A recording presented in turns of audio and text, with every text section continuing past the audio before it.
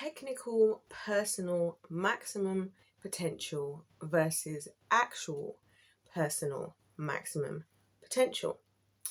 Today, guys, we're going to be talking about self expectation as a whole, and performance as humans, like in life, in the things that we want to do, the goals that we want to set, and like how we look at like setting goals and setting measurable, reasonable goals for ourselves. Because I was having a bit of a revelation. Also, if this is your first time, hello and welcome to the winning team. Lovely to have you here. Lots of different things going on. Please join along. And if you've been here before, hello, you guys. I love you guys. That's what I have to say. You guys are literally my favorite people ever. But anyway, so today I want to talk about this because it all started with a conversation, or rather, it was a conversation I was having with God, like just now. Listen, when I be going out on my walks in the dark and the cold with the Lord, this is when revelations hit. Like I'll literally leave, and within minutes, it's like the voice of the Lord is like on full volume in my mind. But anyway, so we're talking about this because I was noticing that I consistently disappoint myself, right?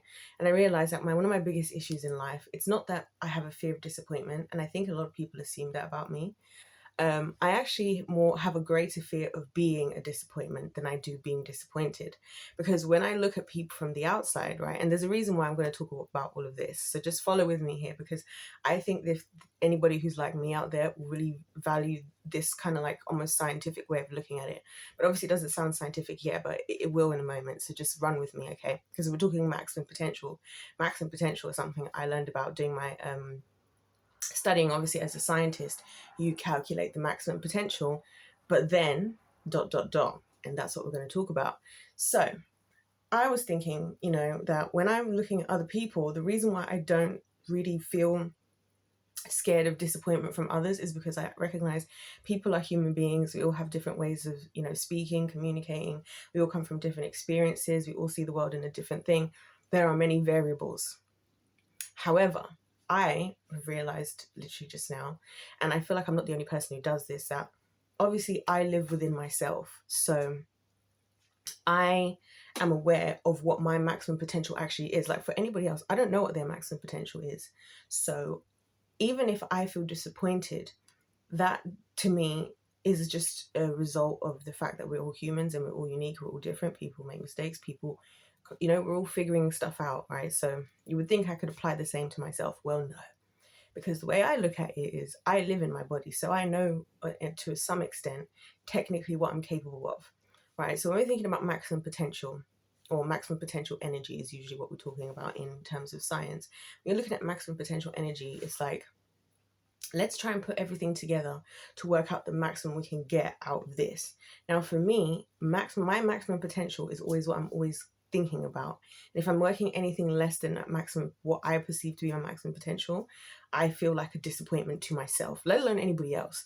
Like literally, let alone anybody else. I feel disappointment to myself, and I don't feel happy with myself. You know what I mean? And it's part of to do with the perfectionism thing.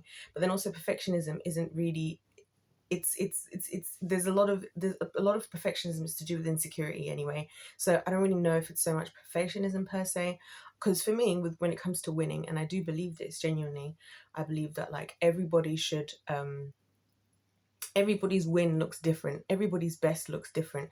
That's why I don't say this is why I hate how the school system is, because I feel like expecting all the kids to be measured in the exact same manner, in the exact same way, to me is illogical, because different kids and different people have different strengths and weaknesses in different areas, right? And so, if we were to actually assess kids in a lot of a broader sense of types of skills and in broader types of ways of doing tasks. So like, for example, when part of my degree, one of the things that they did is they purposefully didn't have like a huge majority of all of your marks on your final exams, right? So we had a lot of exams, yes, and I think the overall percentage was still, the highest percentage still was exams, but we would also have like presentations, practical, we had coursework, which was separate to the lab reports, which was separate to our research project. We had like all these different things. We had competencies where you'd have to be supervised on how you actually work in the lab, etc., etc. So like the whole idea was, whatever type of scientist you are, you're being evaluated in a different way due to like how you are as a person. And so I just want to say that that's why I'm saying that, to me, I don't really fear disappointment in people, because I will be disappointed by people, but that's because it's life. Like, it's me, it's my perception. What might want a disappointment to me might be a win to somebody else. So that's why I don't really look at it like that. But however, I do overwhelmingly think about myself and disappointing myself and disappointing others, right? And so the Lord was basically explaining to me that I need to decipher the difference between my technical personal maximum potential and my actual maximum potential, i.e., of course, like I would do as a scientist, I can technically calculate what technically, according to all the data at hand, I should be capable of. There are some kinds of calculations, like you can technically, there's, if science was caring enough about this type of stuff, although a lot of them are, this is why a lot of these high level like coaches and people that work in fitness, they know stuff like how to um, measure a lot of type, like, so for example, it is possible for science to be able to calculate without actually me running what my maximum speed I could run at for X amount of time in whatever. You know what I'm saying? So technically, all of my maximum potential is calculatable, right? It's technically calculatable, right? My other predicament that I was having was that, well, also Jesus's power is infinite, and all I need in order to have that infinite power working within me and through me is Jesus. So I'm asking the Lord, like, why am I not a greater vessel, like, for the power of Jesus? Because it's not Jesus that's not doing his job. It's me that, who I guess hasn't created enough. I don't know. I don't know what the answer is to that just yet, but we're figuring it out. Anyways, so he goes on to say, what I'm not doing is I'm not being a good scientist of myself, which is considering all the various variables at hand, because the variables are what creates obviously the actual potential, just like how I would do in my science experiments. So like in a very, very basic, type of experiment that you might get, if you, let's say, I don't know, you're mixing one thing with something else and it's forming a gas, and you have to collect the gas and then measure how much of the gas and see your percentage yield. And then they ask, why was the percentage yield not be 100%? And then you say, percentage yield might not be 100% because some of the energy, some of the product might have been lost during transfer into the atmosphere. You got all of these variables, right? That constitute why the maximum opportunity, the maximum potential of what could have happened in any given situation doesn't happen, right? And a whole bunch of money is put into science and scientific research to mitigate those variables, to prevent those things from happening specifically. You know what I'm saying? Because obviously, it creates wastage. If you put expensive materials into things, you don't just want it to then just burn off into the atmosphere or be overused or underused or whatever, or make the processes longer, more expensive, especially when you're thinking of it all in an industrial sense, right? All to say that, and yes, this is exactly how the Lord talks to me, by the way. When the Lord is talking to me and he's actually trying to help me with my problems, it's always in like a scientific sense, because I can't do this feelings malarkey. I just don't, just not, it's just not, it doesn't work for me. I need something that I can like study and I can think about in like, I need to study it. You know what I'm saying? I can't just like be told like, just be, like, you're being so hard on yourself. I'm like, so what's the recipe to not be so hard on myself? Like, the amount of times people are like, you're so hard on yourself. I'm like, what am I supposed to do about that? What do I do with that information? Okay, I agree, but what do I do with that? You know what I'm saying? Whereas with this, I can actually like quantify this in my mind, because I can start to like consider the variables, right? That will take me from my technical to my actual potential, if that makes sense. So technically, I should be capable of this, but my actual maximum potential energy might be this for X amount of reasons. So for example, I'll use it in terms like external from myself. Um, I'm trying to think of an example. So technically speaking, I don't know. Okay, technically speaking, here we go. Technically speaking, I have a brain. This is perfect. Technically speaking, I have a brain, and my brain has the capacity and the potential to understand how to build a rocket ship. However, the fact that I don't know how to build a rocket ship, there are many variables that might be the reason why I don't know. A, I haven't come across those things just yet in my life. B, it's irrelevant. C, I might not have enough time, because this is one of the things that's been frustrating me with the Lord this year, is I've been saying to him, like, God, I don't feel like I have enough hours in the day. I feel like I have a whole list of things I need to do. The list is literally unending, and it's like, as much as I attack this list and I'm doing the things, it's not getting shorter anytime sooner, and things are being added to the list consistently. So therefore, a variable that I have to consider that I'm not considering enough is time, i.e., time isn't going to change itself. Obviously, God's outside of time, and God very much is outside of time, I can assure you. Because he, ironically, even though he's teaching me all this stuff, is also the same person who accelerates things in my life like overnight, right? Anyway, I have to accept that time is a constraint, and therefore what was my potential, right? And this is exactly why the tree of the knowledge of good and evil is exactly the trick of the devil, because that's what I was saying to you guys all the time, that even if you eat from the tree of the knowledge of good and evil, it doesn't really matter, because there's no way on earth that any of us as humans, based on the finite existence that we will have in this, let's say, for the very few who get there, like let's say we make 100 years, right? That you, even then, there's no way on God's green earth that we can learn everything we need to learn in the world, right, in order to live the best life possible. It's not possible. So that's why I don't this is why I very much am a daughter of the Lord, and I try my best to listen to the Lord, because he's the only person who has mental capacity and the maximum potential. His maximum potential is the maximum. He is the maximum potential. Is basically what I'm saying, right? So we don't have that capacity. So us actually thinking that somehow by ourselves we're going to acquire some level of knowledge all by ourselves, right? And then somehow acquire enough to know what we need to do based in this finite existence where we have 24 hours a day, 7 days a week, 52 weeks a year, 364 and a quarter, days a year, right? It's unrealistic. And then we only have that in miraculous terms these days for 100 years, even probably less, even if all we did was study.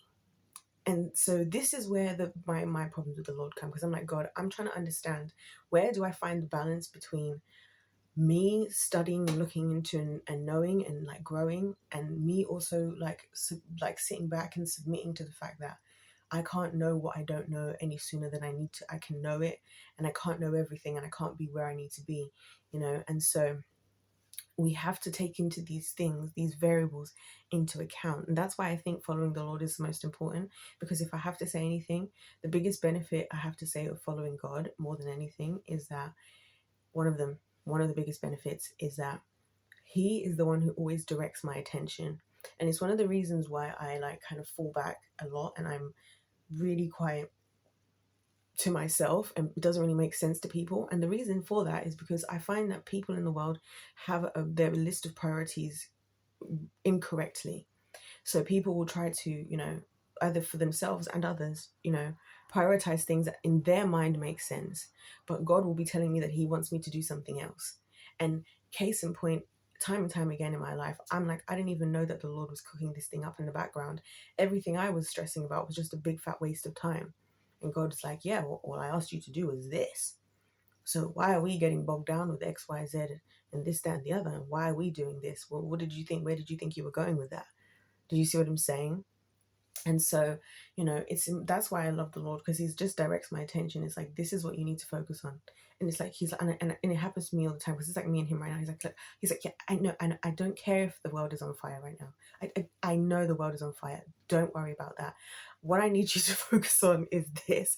And that's how he is, because he is the only one who knows everything. And that's why I rely on the Lord so heavily, because I'm like, how the hell else, right? Otherwise I'll be like, or we'll just all, lose our minds entirely, because we obviously can't put out every fire all the time. We can't know everything about everything. We can't get everything right the first time, or even the second, or even the third always. And that's something that's been bogging me down. I'm not going to be very real with you guys. Like, ever since I turned 27 this year, it's like, I don't know. I feel like I woke up I woke up and it was like, oh my gosh, I have so much I don't know. I have so much I've done wrong. I have so much I need to do, and I don't have the time to even process that, because I don't even have the time to breathe, because I don't even have the time to do the things I need to have the time to do, because I don't even have the time to think about what I need to spend my time on. I don't even have the time to rest enough, to have enough energy to be able to think about how I need to use my time better. I don't even have the knowledge to have the knowledge to know what I don't know, and to have the knowledge of how to use my time to gain the knowledge that I need to know to how to use my time better. Like, this is what I've been thinking, and it's been driving me insane. I'm not gonna lie, it's been driving me insane. But, you know, as is the revelation of today of the Lord, and that's what I wanted to share with you guys. Me and the Lord have been had deep therapy all day. Can I just say, this is just like the nice little scientific thing, but me and the Lord have had deep therapy all day. This is why I love the Lord, because our therapy sessions be like the whole day. They'd be like whole day, a whole week, whole month events. um, and so, you know, but what I'm trying to say in all of this is, and I guess this only applies to winning team members, you know what I'm saying? Because listen, if you're worshiping another God, y'all go figure what else out y'all doing over there. But over here, what we're doing is, yeah, we have to understand and give yourself the understanding. This is what I'm going to try to do myself. It's going to be hard. I don't know how I'm going to do this, but I've got a few action. I've got, you see, now that the Lord is specific, now I have things that I have actionable steps I have in my mind, not just this stop being so hard on yourself that people say. It's just like, and then what? Like, you know what I mean? But the way the Lord described it, which is exactly what I just said, I literally heard that phrase in my mind. Your your total maximum potential isn't the same as your actual maximum potential. That's what the Lord said. And then I was like, oh, I didn't think about it like that. And then obviously the variables, and then, you know, and the variables and the variables and the variables. And again, the variables element, how can I forget? Because that's my main reason why I understand the Lord and why he says certain things like forgive 70 times 7 times, and you know, all these things he says for us to do, because he's like, when we judge other people, we don't know the variables at hand that are being that are missing. We don't know what they've been through. We don't know anything, so we're just judging with very little information, which scientifically is very stupid. It's very illogical. As a scientist, you never just judge something off of, oh, I just saw this and I thought that. You look into the details. That's why people write scientific papers, because the idea is, if your research is so good and if your conclusion is so strong, you need to write this up and explain this in a way that other people can not only replicate your work, but be able to understand it all the way to the level that they can critique you specifically on what's going on, and especially in terms of chemistry, all the way down to the atom. Because to me, that's what I want to know. I want to get down to all the way down to the atoms and the molecules. I need to understand what's happening at an atomic and molecular level. That's why I don't like biology, because biology be like, when you have go through this, you'll experience inflammation or this, and like all these words, or like, I'm like, tell me what the specifics, like what is happening on a molecular level, you know what I mean? So the variables, so I'm saying there's all these variables, because you have to be able to consider them, but as humans we can't. That's why I think science isn't something to be trusted in, because no matter what, and I even asked this to ChatGPT, and ChatGPT agreed. I was like, would you not agree that based on like the amount of time that with the amount of time that has elapsed in all of humanity, and with the limitations of how far we are in science, that would it not be possible that there are many variables available that we have not considered that could significantly change our current understanding and foundations of modern science? And ChatGPT was like, yeah, exactly. And I was like, exactly. even ChatGPT even ChatGPT agrees with me. And yes, I do ask these questions to ChatGPT, because talking to ChatGPT is like talking directly to science itself, and it's so interesting because ChatGPT has all the science, so technically it has more scientific knowledge than I do, so it's great. And then it sends me these long things. I'm like, can you please summarize the sections where you said this, this, this, and this? It's great. I actually love AI. Anyway, but you guys get the gist of what I'm saying. Like the take home message in all of this. I wonder if there's anybody else who's like this when it comes to their own personal stuff, that you need like some kind of like concrete, like something to actually, you know. But yeah, so Yeah, so the conclusion of all of this is that we have to give ourselves understanding that at the end of the day, what we perceive of ourselves and what we perceive is our potential of what we can do, it, well, probably first and foremost, it's probably incorrect, as in probably God believes that our maximum potential is actually even greater than the one that we're even disappointed we're not even matching in the first place. So let's start there. But outside of that, there's a lot that we're not able to take into account, because there's a lot of things, a lot of variables that we're probably not really taking into account enough. And therefore, that's why I believe the Bible says, that do not be anxious for tomorrow, like, for tomorrow, I can't remember what the scripture is, but, just focus on today, kind of thing. And so that's what I'm going to say for myself and for us all, is that, like, let's, not be bogged down. And I'm saying this to myself massively here, by self disappointment, and let's not even overestimate, because overestimate seems like the estimation wasn't made. Let's not even estimate at all. Let's just do our best every day. And the funny thing is, this is why I don't get why I can't apply this stuff to myself, because everything that I'm saying, this is how I teach the kids. Like, because I always say to the kids, all you guys need to do is do your best and I'll worry about everything else. That's what I say to them all the time. All you need to do is show up and do your best and I'll worry about everything else. And basically that's what I guess the Lord is. And that's the Lord, now that I think about it. I mean, I know that because I know with the Lord, that's why I find peace with God and I trust him, and I'm not worried about disappointing him, to be honest, because I know that God is the God who loves. I know he loves me anyway, basically, and he's like, look, you do your best, and I'll worry about everything else, and so do your best and let the Lord worry about everything else, and don't let the world or others or even yourself, because, like, for me, I always used to think it was me thinking so much about what others thought, because that's what people say, because people assume that, I guess, because that's like what I guess a lot of people go through. But I've come to, like, realize today that a lot of my own things, it's just actually internal at this stage, and I got to let it go for myself. Like, it's not even what people are expecting of me, it's what I am expecting of myself, and what I'm expecting of myself is unreasonable, basically. So yeah, I hope that was helpful for somebody. I know this is the kind of video I like to make. The science, the God, the mixing it all together, because to me it's the same, one and the same. You know what I mean? Because God created us, he created us, he knows what our true maximum potential is anyway. And so, and he knows what our actual technical maximal potential, is, and our actual maximum potential is at every given point. And I guarantee you that if we were to calculate them with our modern science, according to God, our calculations would be incorrect. Anyways, you guys, I hope you've enjoyed this video. I love you guys so very dearly. I hope this was helpful. This was definitely a great revelation for me.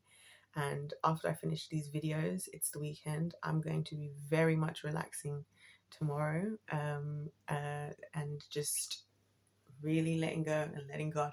My that was my lesson of today was let go and let God. The classic. But like I say, when one thing I've always wanted to make sure that I do, like, especially, like, being the captain of the winning team and whatnot, is, I would always hear people in the body of Christ, they would give you these, and even just society, people give you advice and they say these phrases, but they don't give actionable steps or, like, specific things to do. So, like, when I say let go and let God, it's like, what does that mean when people say let go and let God? But with what the Lord said to me today, for example, I can action that, because he's saying, do my best and leave the rest to him. So I know the things I can do my best with. I can do my best with the YouTube. I can do the best with my job. I can do my best with a few other things I'm not specifically going to mention. And so there's some other things that I've been doing that I know, those things that I know I can't do my best with right now, I'm going to put them to the side and I'm going to let go of them and I'm going to leave them to the Lord. You see what I'm saying? So we get from just saying these lovely phrases that are just let go and let God. Don't be so hard on yourself. No, actionable steps. So if you are listening to this and this was helpful, your homework is to go and write yourself a few actionable steps that you're going to do for the next week. As I'm recording this, and I do plan on uploading this immediately, it's Saturday, so then write your list if it's Sunday when you see it, whatever, give yourself the rest of the day to mentally prepare. I always give myself like a day or two. When I want to do something, I always give myself like a day at least, preferably a week, but a day usually, to mentally prepare myself to do something that I'm choosing to do, so that when I start, like the whole of my, like the thought that was in here has like flooded throughout my body and has contaminated the entirety of my body and my existence and my environment, so that when I go, everything is ready to go in that direction. So I would say take some time, write some actionable steps, just make it a couple of things, maybe even just one thing. Maybe even just one thing that you're going to do, and talk about it with the Lord and decide with the Lord, ask Him to help you and give everything else to Him. Okie dokies, guys. I love you guys so much. God bless you all, because if life's a game, let's play to win. God bless you. God loves you. I love you. And I'll see you in my next one.